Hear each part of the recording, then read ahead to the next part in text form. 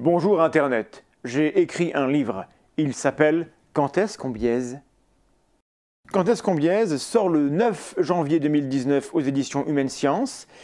Et c'est un livre qui reprend les scripts de La Tronche en biais. Donc vous allez reconnaître des choses.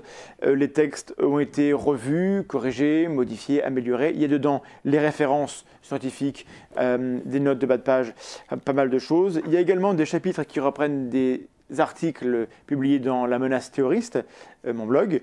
Et puis il y a heureusement des chapitres inédits. Alors j'y parle de ce que c'est que la zététique, l'art du doute, de notre besoin de cohérence qui produit ce sentiment pénible de dissonance cognitive quand il y a un truc qui cloche entre ce que je crois savoir et ce qu'on m'offre à comprendre. Comment est-ce qu'on gère ça? En général, on s'en sort bien, mais quand on s'en sort mal, il y a des raisons à cela. Je parle de débunkage et d'entretien épistémique, de différents biais, notamment les biais de confirmation. J'évoque différents paradoxes, le paradoxe de l'effet de la poule, le paradoxe de Monty Hall, le paradoxe de Newcomb, et j'essaie de voir ce qu'on peut en tirer en termes de méthode, en termes d'épistémologie, en termes d'approche rationnelle, zététique, rationaliste.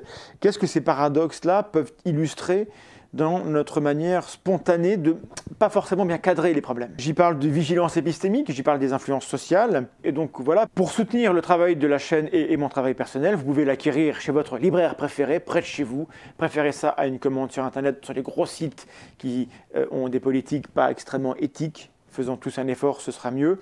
Vous pouvez l'offrir aux gens dont vous pensez qu'ils en ont le plus besoin, sachant que ceux qui en ont le plus besoin ne sont pas forcément ceux qui vont l'acheter.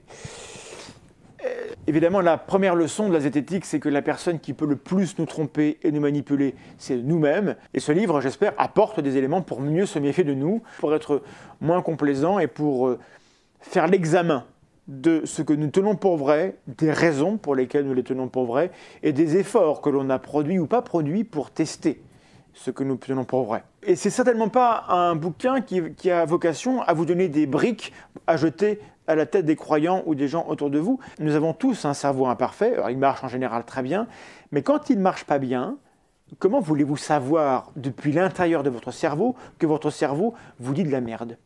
Personne n'est 100% rationnel, 100% du temps, sur 100% des sujets, alors de temps en temps il faut se poser la question: quand est-ce qu'on biaise ?